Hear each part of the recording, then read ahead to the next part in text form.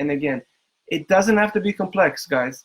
It is incredible what 3 minutes of gratitude can do a day. It is incredible what 2 minutes of proper breathing can do. Simple things go a long way. All right, the next thing I want to talk until there's another question is the safety bubble and taking charge of the narrative as a family. We need to create a safety bubble for our children. We know that children under trauma or in difficult situations that felt attached to their parents had way less risk of PTSD and acute anxiety after the events. So we need to provide a sense of safety for our children, that sense of safety bubble for our children. And we do that through developing, I'll give you some skills and tools in a minute, okay? So that's on us. And we cannot do that if we're under-resourced. So how do you take care of you? Okay, I'm going to repeat that again and again throughout the conversation today. So in taking charge of the narrative, what kind of talk do you want your children to hear? So when you and your partner talk, what are your children listening to and what they don't? You got to separate that. You can't just talk death and hysteria and worries around your children. Know to buffer that while the children are gone. When you're around the children, life-giving language, a language that can inspire them, that can resource them, then build resilience. What goes on in the house? What TV shows are you watching? These are the things that you can do that are simple enough to create a bubble, a safety bubble for your children. Third piece, and again, the minute you have a question, shoot it, okay? I'm just talking until I see a question here. Be the leader. What does that mean? This comes from Gordon Neufeld. You need to take responsibility and a sense of leadership, an alpha position, okay? I'll explain what does that mean. Yes, I was scared, but then I did this and this and this. Yes, I'm a bit sad that I can't see grandma, and what I decided to do is phone her.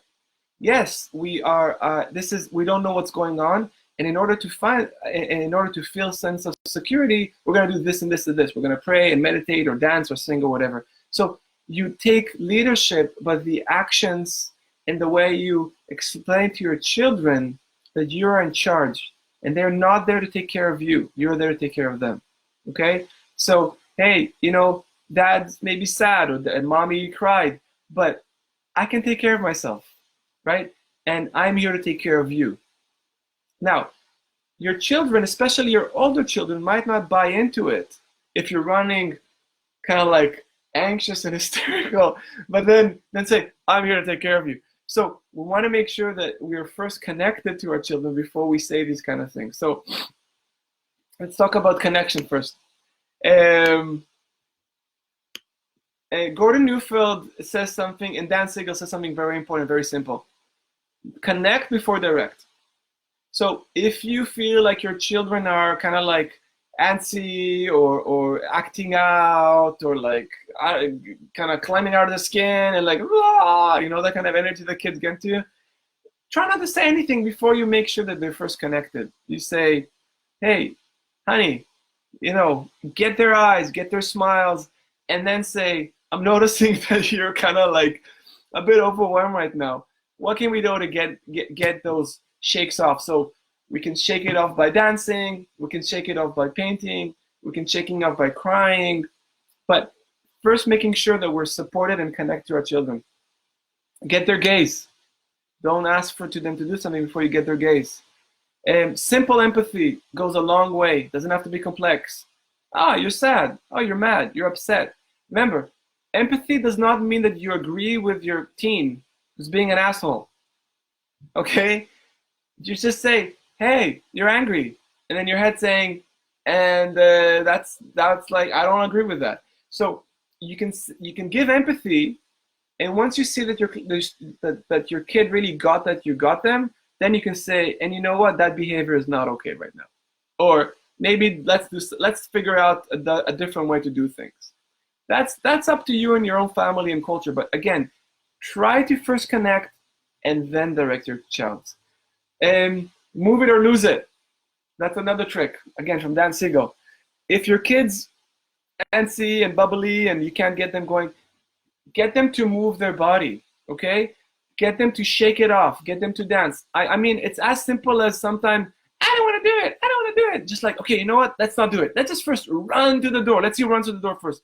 You run to the door, and suddenly that your kid wants to do it. It's like a miracle. It works magic, okay? Especially for younger kids.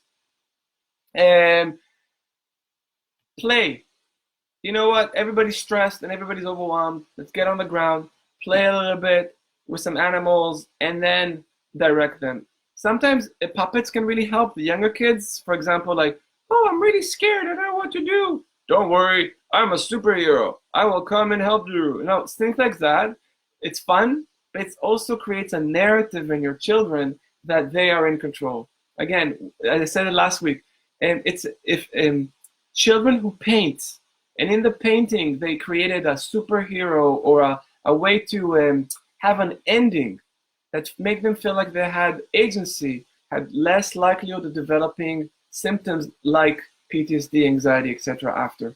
So these are very simple and highly effective tools, okay? Oh, thanks, Janice. So what else? Any other questions? I'm curious to hear. But in the meantime, I'll just keep on going. I like this about you.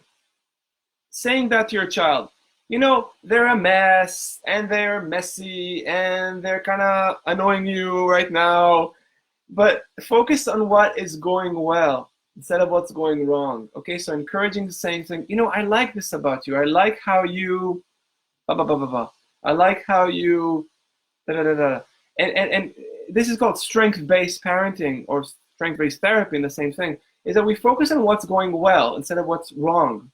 And that shift of lens is also going to help you in your brain move from the what's wrong positioning of threat, scanning from threat, from the amygdala part, into your higher executive functioning of what is going on well, which is a more sophisticated level of engagement of your brain. So even just that shift for yourself, you're going to start to see things differently because you're not functioning from the fight-flight mechanism in the back, kind of in the middle ground that's looking at threats like what's wrong right now around my wife, my children, etc. Hugs, hugs, hugs. I cannot say this enough. Your wife comes home, you come home, your children come home. Just first hug. Hug for 5 seconds and 10 seconds. That reconnecting piece in the morning, these pieces can go a long way for attachment that eventually throughout the day will reduce the risk of friction that comes from anxious attachment or other types of attachment. Okay, so hugging, connecting, a lot of touch. Touch again sends a symbol to the message to the body.